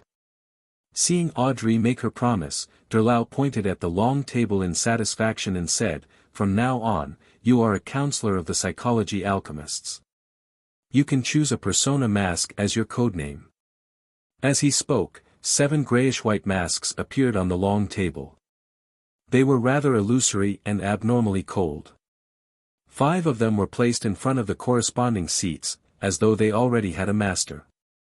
The remaining 2 persona masks are Wrath and Pride, Derlau introduced. They come from the Holy Bible of the Creator from the 3rd epoch. Audrey thought for a second before reaching out her hand to the mask that didn't contain any anger. I choose Pride. Derlau looked at her and chuckled. That was the choice Vin Rambus made back then. Audrey's right hand paused for a moment before returning to normal. She picked up the mask known as Pride. A 50% chance isn't low, she replied to Polly Derlau simply. This was to say that picking the mask that Vin Rambus had worn before wasn't a surprising coincidence. With that said, Audrey wore the cold grey mask on her face. Almost instantly, she felt that she had an additional virtual persona that had appeared in her mind island. This didn't stem from the outside world, but rather, a magnification of what she knew to the extremes. They received very little education. They have to make the right choice under my guidance. Not everyone has enough intelligence. On the contrary, most people are very stupid. Those workers are impulsive and irrational. They are easily enticed by tiny perks and have no foresight. Only with me thinking for them, guiding them, and making decisions for them can they be saved. They are worthy of pity, but they aren't worth communicating with. These thoughts echoed in Audrey's mind, almost making her believe that this was the truth. After all, this was partial feedback she had received from her previous observation and experience. It wasn't something that had been fabricated out of thin air. With a sweep of her gaze, Audrey saw herself from the smooth surface of the long table. On the cold gray mask, her eyes moved upwards, fixing it to her forehead as though she could only see things high above without a care about anything else. It was funny, strange, and secretly horrifying. Audrey fell silent. A few seconds later, she said in a deep voice, "Is this pride?" If it wasn't for the fact that she had long escaped her misconceptions through the exchange between Mr. World, Mr. Hanged Man, and Ma'am Hermit, she might have been truly affected by pride's persona. As for what would happen after being affected, she couldn't tell. "You recovered much faster than I expected. It looks like you haven't lost yourself in the experience of manipulating others," Derlau said approvingly. Audrey replied thoughtfully, "Mr. Vin Rambus has always appeared a little proud." Derlau clasped his hands at his chest and said, "You could tell." "Only occasionally." "Some details," Audrey replied in 2 short sentences. Derlau sighed and shook his head with a smile. "This mask's influence on Vin Rambus was worse than I expected. Besides, he usually put on a very good disguise. Under this premise, I don't find it strange that he has gone missing. His arrogance will make it impossible for him to see the path beneath his feet. It will make him look down on beyonders who are weaker than him, and this will often bring great danger." Audrey resisted the urge to recall Vin Rambus's death, and asked in deliberation, "These 7 personalities can amplify the corresponding knowledge and emotions to help us realize our own problems, so that we can deal with them directly. At the same time, they will also bring some negative effects, and unknowingly change its wearer's personality?" Derlau nodded slightly. "In the mind domain, it's very difficult to obtain external help that's pure and without danger. One has to have enough internal strength to avoid the corresponding negative effects. You have walked the right path for you to realize this." Audrey was just about to take the opportunity to discuss some questions about the mind domain when she suddenly saw a mask on the table disappear. She subconsciously turned her head and looked at the entrance of the cathedral. She saw a figure walk in through the door. This figure was wearing a 3-piece formal wear suit, and he had a half-top hat in his hand. He wore the mask that had disappeared earlier on. The mouth on the mask was opened wide until it reached close to the ears. Its mouth remained open, as if it wanted to swallow everything that its eyes could see. "This is one of the counselors of the psychology alchemists, Mr. Gluttony." Derlau did the introductions. Following that, the remaining counselors of the psychology alchemists arrived one after another. They were Mr. Lust, Ma'am Greed, Miss Sloth, and Mr. Envy. As a senior spectator, Audrey was the first to notice the difference in their masks. Greed was similar to a gluttony. His mouth reached his earlobes, but it wasn't open. Furthermore, his eyes were closed. Lust was similar to pride, but its eyes were different from ordinary people. They had sunk to the middle of their noses, as though they were looking at people from the bottom. Envy's eyes, ears, nose, and mouth were slightly slanted, and had a gloomy temperament. Sloth's eyes were tightly shut, and its mouth naturally drooped, giving off the feeling that the wearer was sleeping. Seeing all the counselors present, Derlau smiled and said, "Let's wait for another friend. He will be the 7th counselor. 8th, I forgot to count myself." Just as he said that, a figure entered the cathedral's main door. This figure wore a shirt, vest, a black trench coat, and a half-top hat. At a glance, he was a rather fashionable gentleman. However, after some observations, Audrey realized that there was a huge rabbit under the human clothes. Its eyes were bright red and its fur was snow white. The rabbit walked inside, one step at a time, and stopped at the side of the long table. It happened to be beside Audrey. Unfortunately, you only have one choice. Derlau smiled as he pointed at the wrath mask on the table. The rabbit let out a male human voice, "I've always been very gentle. It's a good opportunity for me to experience wrath." As it spoke, it picked up the persona mask and wore it on its face. The mask's eyes were wide and its mouth was wide open, as though an angry roar would shout out at any moment. After Mr. Wrath sat down beside Audrey, Derlau clapped his hands and said, "I formally introduce the two counselors who will be joining our council. This is Miss Pride. This is Mr. Wrath. They are both demigods and have deep attainments in the domain of the mind. In addition, Miss Pride will be in charge of the greater Backland area of the Lone Kingdom." Upon saying that, Derlau looked at Audrey and said, "You might not be aware, but we are rooted in the masses of psychologists, psychiatrists, and the corresponding aficionados. Our strength is mainly concentrated in large cities and not small cities and villages. Therefore, every counselor is responsible for a city and the surrounding area." Then, Derlau continued, "Mr. Wrath is in charge of the Lenberg capital, Azhara, Mr. Lust is in charge of the Intis capital, Trier, Mam Greed is in charge of the Fasak capital, St. Millam, Miss Sloth is in charge of the Fainapotter capital, Fainapotter city. Mr. Envy is in charge of the Intis Republic's Tilisai city, Mr. Gluttony is in charge of the Lone Kingdom's Constant city." After the introduction, Derlau added, "Our psychology alchemist's mission is exploration, discovery, and research. We do not care about affecting the scope, member numbers, resources, etc. Therefore, we do not have any counselors in the Fog Sea, the Berserk Sea, the Sonia Sea, and the Southern Continent. Of course, there will often be members who go out to the sea to explore the ruins of the Southern Continent in search of ancient history. Heh, I forgot that I'm the king of the Black Throne on the Five Seas. St. Millam, Constant, Tilisai. Nearly half of the counselors of the psychology alchemists are in the Mid-Seashire region." Audrey acutely sensed a problem. She came from a noble family, and had received good education since she was young. She was no stranger to the geographical location of every city in the northern continent. She knew that Fasak's St. Millam, Lone's Constant, and Intis's Tilisai were big coastal cities of Mid-Seashire. Although they couldn't compare to the three major cities of Backland, Trier, and Fainapotter city, each of them was quite large. Furthermore, there were many medium-sized cities around them. This made the Mid-Seashire coast become the most vibrant economic zone in the northern continent, an area with the biggest population. Under such circumstances, it wasn't too surprising that the focus of the psychology alchemists was placed on Mid-Seashire. Audrey generally didn't think that the psychology alchemists weren't too interested in expansion. After the counselors got to know each other, Derlau turned his head and said to Audrey, "Miss Pride, due to the war, Backland's psychology alchemists suffered great losses. We have lost contact with many of the members. I will give you a specific list in the future.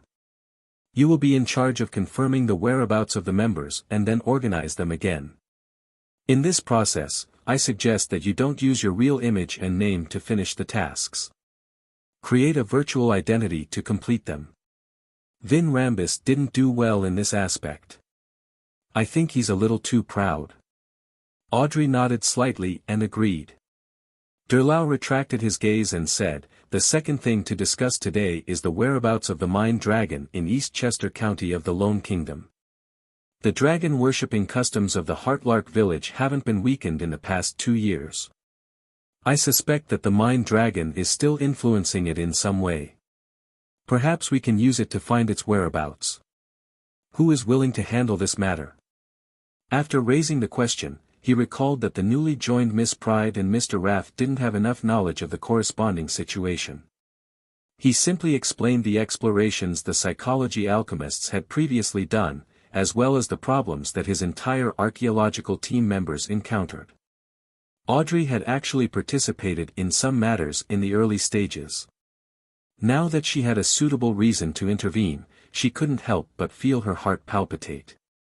It wasn't that she really wanted to hunt the Mind Dragon, but rather, she wanted to communicate with it and grasp more knowledge and secrets of the mind domain.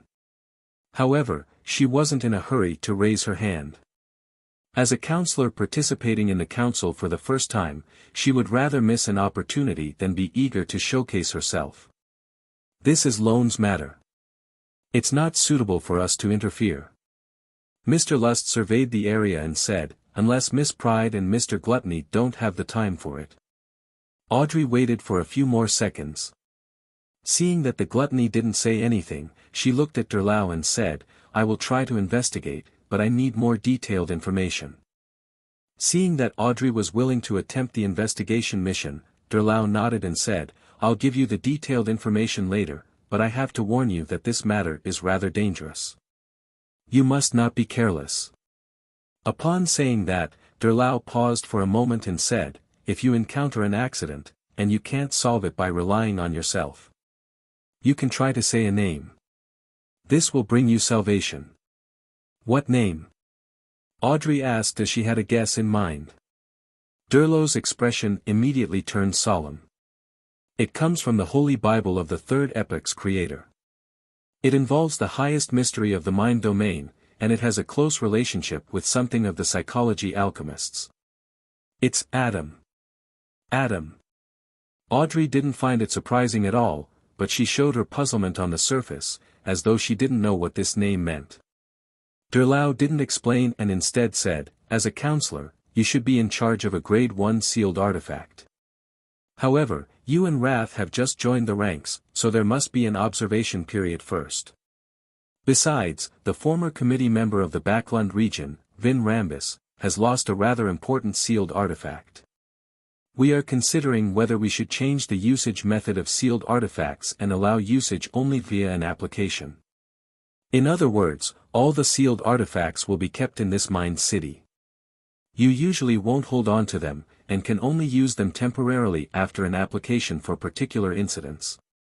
The woman in charge of Faceax Capital St. Millum immediately shook her head. There is a very serious flaw in this method. That is that we are unable to deal with any sudden accidents. Be it enemies or monsters, once we encounter them, we will not have the time to apply and retrieve the sealed artifact. I believe that the current method is good enough. Everyone wields a Grade 1 sealed artifact to deal with accidents. When there's a need, we can apply for other items. Derlau laughed and said, this was indeed better in the past. But now, you don't have to worry. As long as you have the chance to resist an accident, then you can directly enter this mind city to avoid the enemy and obtain the item. If there's no chance, just as I said, reciting the name Adam will do. You said Adam twice. That entity is probably already watching. No, he might have been watching from the very beginning. Audrey's heart almost beat faster when she heard that. Then how do we enter without your invitation? Mr. Envy asked as he nodded. Derlau pointed at his face and said, from this council meeting forth, you can take your persona mask out of this city. No matter where you are, as long as there are at least 2 humans around you, yes, other than you, you will be able to wear the corresponding persona mask and enter the city. And these 7 masks are illusory. They are closely connected to what you know, and there's no need to store them in a special way. With just a thought, you will be able to take them out of the sea of collective subconscious. At that moment, the man, who was wearing the gluttony mask and exuded a feeling that he was lost in indulgence, thought for a while and said, will bringing the persona mask out of this city affect our mental state and true personality?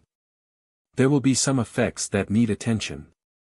But I believe that you are all experts in the mind domain. You have the ability to resolve problems in this aspect, Derlau said frankly. Audrey was a little worried that these 7 persona masks had something to do with Adam, but she didn't dare think about it in the mind city. She forced herself to rein in her thoughts and replied to what Derlau had said before, I can accept the 2 safekeeping methods of the Grade 1 sealed artifact.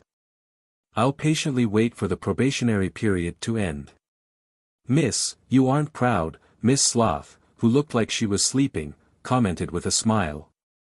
After discussing the Mind Dragon in Eastchester County, the other 5 counselors began introducing things that were worth paying attention to in their respective areas as an exchange of information. During this process, Mr. Gluttony, who seemed to be capable of eating an entire cow at any moment and wore 10 rings, said, "The constant region hasn't been peaceful recently. There have been many miracles happening one after another. First, Constant City was rebuilt overnight. Second, Belton City's citizens collectively lost their memories of a certain period of time. Third, a powerful archmage who grants the wishes of others for pleasure has been wandering the eastern shore of the mid-seashore. He's called Merlin Hermes. Related to this, there's an item known as the fully automatic wishing machine. Other than that, I also noticed something strange. Many rats, cockroaches, and crows in Constant City have lost their souls, days after the city was miraculously restored. Why were you able to sense this problem?" Mr. Lust looked up at Gluttony from the bottom. Gluttony gulped and said, "I've been researching the mind problems of ordinary creatures recently. Rats, cockroaches, and crows are my experimental subjects." The counselors immediately started discussing the direction of this research before the meeting officially entered the 3rd stage. Their academic exchange enriched Audrey's knowledge quite a bit. She listened very seriously and would occasionally share her thoughts and insights. "All right, this conference will end here." After a while, Derlau clapped his hands. Audrey subconsciously wanted to stand up and lead the other counselors into bowing and bidding farewell. However, she quickly came to her senses and continued sitting there, being the penultimate person to stand up. Before leaving, she asked curiously, "Mr. President, does this city have a name?" "Yes." Derlau laughed. "The Garden of Eden." Garden of Eden. Audrey saw that the other counselors were walking towards the door and asked thoughtfully, "There are many cathedrals here. They should represent a faith. I wonder which existence the residents here believe in." Derlau nodded and replied solemnly, "The omnipotent and omniscient Creator." Garden of Eden. The omnipotent and omniscient Creator. If this wasn't created by Adam, I'll write my name backward. Above the gray fog, inside the ancient palace, Klein looked at the crimson star representing Miss Justice and silently muttered to himself. In addition, to recite Adam when faced with danger as a response would indicate a problem without concealing anything. Ever since Miss Justice entered the Garden of Eden, the true vision provided by Sapphira Castle had been suppressed. Klein could only use Audrey's point of view to observe the surroundings, just like how Queen Mystic Bernadette's fixed viewpoint back on the primitive island. To a certain extent, this also showed the status of the Mind City, Garden of Eden. Klein gently tapped the edge of the long model table and conjured a pen and paper to write his thoughts. This wasn't something he couldn't analyze based on his own thinking. Instead, when facing an existence like Adam, he needed to repeatedly ponder and analyze the details. Thus, the words that formed on the paper helped him to read them back and forth so as to notice and make up any missing details. Basic premise: Adam has already advanced to sequence 0 using the full-scale war from before. By becoming a true god, he can be known as a visionary. Miss Justice happened to become a sequence 4 manipulator after Vin Rambise's death. She may be able to convince others, but she can't convince Adam. What does Adam want? Setting up a sequence 4 saint doesn't match his identity as a visionary unless he has another ploy up his sleeves. His real target is the Mind Dragon, or is it me who's backing Miss Justice? Care and vigilance must be enhanced on this matter. We must not be careless. In the Garden of Eden, the cathedral that the psychology alchemists' counselors were using is similar to Adam's corpse cathedral. However, it's only a little similar. The stone columns on its exterior are inlaid with several skulls. There is no corresponding layout inside, and the color is dark black and very gloomy. What does this mean? What does that grayish-white dragon coiling around the huge cross symbolize? The first step in resurrecting the Creator has been successful. Adam is already a visionary. If his father or the original Creator returns, he would be the first one to be unlucky. He is willing to sacrifice himself. This is the meaning of being zealous. That rabbit is suspected to be Hermes. However, as an angel of the spectator pathway, it doesn't make sense for him to not be able to remove Miss Messenger's transformation curse after so long, especially since he has a visionary who can provide help. Did Hermes do it on purpose? Yes, the president of the psychology alchemists, Derlau, mentioned that to the spectator, death only represented the end of one's identity. He can still participate in other theatrical plays in other aspects as another identity. By combining them together, does this mean that once the spectator pathway reaches sequence 3 or sequence 2, they can separate the identities they once held and make them become living people? And even if these identities were to die, it wouldn't lead to the deaths of their real bodies? It does look like the preamble to becoming a visionary. The rabbit that Hermes turned into after being cursed was separated as an identity which later directly participated in the psychology alchemists. What does he want to do? Back then, when the Twilight Hermit Order communicated, he was sitting beside the Emperor. After Klein was done writing, he put down his fountain pen and carefully read the contents a few times, his heart clouded with mystery and puzzlement. In the end, he could only decide to continue observing and be vigilant. And at this moment, Audrey had already taken the carriage she used, exited the Garden of Eden, and returned to the park in Empress Borough with the man-made lake. She wasn't in a rush to pray to Mr. Fool, hoping that there would be a better way to seal the pride mask. She returned to her luxurious villa as though nothing had happened. Susie was sitting by the door, waiting for Audrey to return. At that moment, the golden retriever immediately went up to her as soon as she saw her approach. She even gave a rather talented showcase of her acting by barking and wagging her tail. She didn't ask on the spot, instead, she kept accompanying Audrey back to her bedroom before asking in concern, "Is it over?"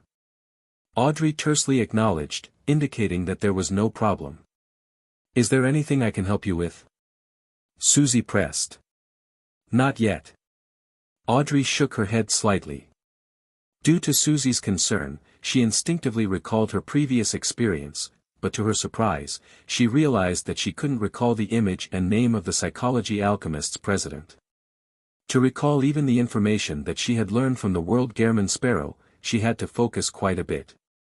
To be frank, in front of Beyonders below the demigod level, she could do similar feats as a manipulator. However, to influence a saint in the mind domain and make it impossible for them to sense it was almost impossible unless the other party was hypnotized, unconscious, or enslaved. That gentleman's level is probably higher than I expected. Audrey controlled her emotions and calmly made a certain judgment. She gave Susie a look and got the golden retriever to stand guard outside the door. In her mind, she outlined the character mask that represented pride. Just as she was thinking about this, she felt a slight fluctuation in the sea of collective subconscious around her. With just a thought, Audrey reached out her left hand and grabbed it. She took out an abnormally cold, illusory grayish-white mask. As long as I seriously think about it, will this pride mask come to my side? Or should I say that it has already existed in my subconscious and has been following me? As Audrey carefully examined her mind island, she signaled with a thought that made the pride mask vanish. The ice-cold, illusory grayish-white mask quickly turned transparent and melted into the surrounding sea of collective subconscious. Audrey still couldn't determine where this pride mask had gone. Why did it appear in such a timely manner each time? This made her increasingly wary. She decided to pray to Mr. Fool and make the wish of sealing the mask. Just as she was thinking of doing a few more experiments to obtain more knowledge from pride, she saw the sea of collective subconscious begin to resonate without using her manipulator beyond her powers. A beam of light came from afar as it grew larger and more obvious. Finally, it turned into an illusory letter.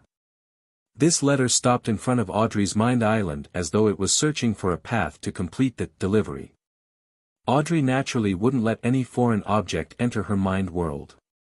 She hurriedly reached out her left hand and touched the illusory letter. Seeing that her fingers were about to touch the surface of the letter, Audrey suddenly stopped. Her experience and intelligence told her at the same time, don't touch anything in the mysticism world rashly. This was especially so for the mind domain. Otherwise, it would easily lead to corruption and produce mental problems. With this in mind, Audrey produced a virtual persona and put on the black long-veiled glove, Hand of Horror. After making the necessary preparations, she reached out to grab the illusory letter and watched as it peeled away its outer layer and flipped over one page at a time. This was all the information related to the Mind Dragon in Eastchester County. To use the sea of collective subconscious to transmit information. The higher-ups of the spectator pathway are truly amazing. As a manipulator, Audrey had been trying her best to maintain her initial yearning towards the mysticism world. It was a pure and innocent pursuit of dreams and magic. This was one of the ways to prevent herself from losing herself in the manipulating experience of things, and not be assimilated by the sea of collective subconscious. After flipping through all the information, Audrey let the illusory letter melt into the sea of collective subconscious. She was still in no hurry to pray to Mr. Fool. According to her previous arrangements, she went out to be busy over other things. At dusk, before the banquet at home began, she found some time to quickly make a prayer in her bedroom and make a wish. In the next second, Audrey saw the grayish-white pride appear from the sea of collective subconscious in front of her. The illusory feeling slowly vanished as a tiny amount of metallic luster flashed. For some reason, this persona mask had a certain substantial feel to it, as though it was bordering between illusory and realism. This meant that it was isolated from Audrey's mind island in a physical sense. Of course, it also lost the ability to return to the sea of collective subconscious. Audrey held pride and attempted to remove lie that had turned into an emerald necklace, overlapping the two together. Just as she had expected, the half-illusory, half-real pride embedded itself into lie, turning into a blob of patterns that roughly looked like a human face. In the future, I'll use this method to carry it with me. I won't allow the persona mask to have any contact with my mind or body until I need to use it. Audrey's mind raced as she sincerely thanked Mr. Fool. She then left for the banquet hall. Along the way, she met her father, Earl Hall. Good news. Earl Hall laughed. Audrey didn't hide her surprise. Alfred's coming back. This was her other brother. You actually guessed it. Earl Hall said in surprise, in the next half of the year, he will return to Backlund as a general. Half a year. Susie is already a dreamwalker. Audrey thought for a moment and asked, Father, when are we returning to Eastchester County? As the war had just ended and there were many things in the kingdom that needed to be done, the nobles didn't return to their respective fiefs during New Year's. They remained in Backlund all this time. It was already the end of February. Earl Hall nodded and said, about April. In the ancient palace above the fog. Mind mail. Be careful of viruses, don't click on them without thought. As Klein sighed, he threw the curtain that represented the attendant of mysteries beyond her characteristic back into the junk pile, allowing it to cover all the items there. He had just fulfilled Miss Justice's wish using the grafting ability he named. He connected the illusory concept of the persona mask to an ordinary metal mask, and he gave the worms of spirit, who were on duty at Sapphira Castle, an order to recharge the powers from time to prolong the grafting effect. From the description of Mr. Gluttony from the Psychology Alchemists, Zeradol seems to have found constant city. I have to be even more careful. Klein tapped the edge of the long model table with his finger, causing worms of spirit to appear from his body. His figure vanished from Sapphira Castle. Winter County, Amantha Mountain Range, Cathedral of Serenity. Leonard obtained a document from the Pope. This was the first thing he was responsible for after becoming a high-ranking deacon. After returning to his room, Leonard leisurely leaned back and placed his feet on the desk. Then, he opened the document in his hand and began reading. A wandering magician, Merlin Hermes, grants the wishes of others for pleasure. The newly rebuilt Constant City. Fully automatic wishing machine. Sequence 4 of the Seer pathway is Bizarro Sorcerer, Sequence 3 is Scholar of Yore, and Sequence 2 is Miracle Invoker. Leonard read until he suddenly fell silent. After a few seconds, he suppressed his voice and asked, "Old man, how many angels of the Seer pathway are active across the land?" Palaz Zoroast scoffed. "This is acting. There should only be one miracle invoker who still needs to act. You should know who I'm talking about." Leonard looked at the information in his hand again and mumbled, "He's having quite a good time." He had already decided that the main purpose of this mission was to act as a night watcher and digest his potion. He could also travel in passing. As for handling the matter, what mattered was to find a reasonable explanation. After flipping through the thick documents in boredom, Leonard retracted his feet and stood up. He was going to retrieve a Grade 1 sealed artifact that a high-ranking deacon like him could own. To other saints of the Church of Evernight, this was quite a headache. This was because the negative effects of sealed artifacts weren't easily endured. It was even more so when one needed to carry them for a long period of time. However, if one chose a holy artifact that was more compatible with him, there would be a problem of powers overlapping. As for Leonard, he didn't need to worry about this problem. As long as the sealed artifact he was interested in had a living characteristic, he could get Old Man's help. By parasitizing it with a worm of time, it significantly reduced the negative effects of the sealed artifact, making it as obedient as the word of the sea. Therefore, the main thing to choose is its powers. Leonard whistled and walked out of the room. Monday afternoon, in the ancient palace above the grey fog. Dark red beams shot out, materializing into different figures. Derek hadn't needed to count his heartbeat for a long time. All he needed to do was take a look at the wall clock and calculate the time difference with Backlund to know how much longer before the tarot gathering happened. At that moment, he stood up with Miss Justice and the other members of the tarot club. He bowed to the end of the long bronze table and said, "Good afternoon, Mr. Fool." After taking their seats and paying their respects, Emlyn glanced left and right and said, "I want to know if there's something special about the Planter and the Moon pathways compared to the other pathways." After raising the question, he didn't hide it and instead added frankly, "I recently learned that the internal system of the Church of Earth is different from other normal systems. It's split into two categories, favored and blessed." After Emlyn finished his simple description, Alger, Catlia, Leonard, and company looked at each other, unable to provide a reasonable explanation. Of course, every member present, including Derek, could tell that the internal system of the Church of Earth was abnormal. At this moment, they heard a soft sigh. This sigh seemed to come from an era more ancient than ancient. It came from Mr. Fool, who sat at the end of the long model table.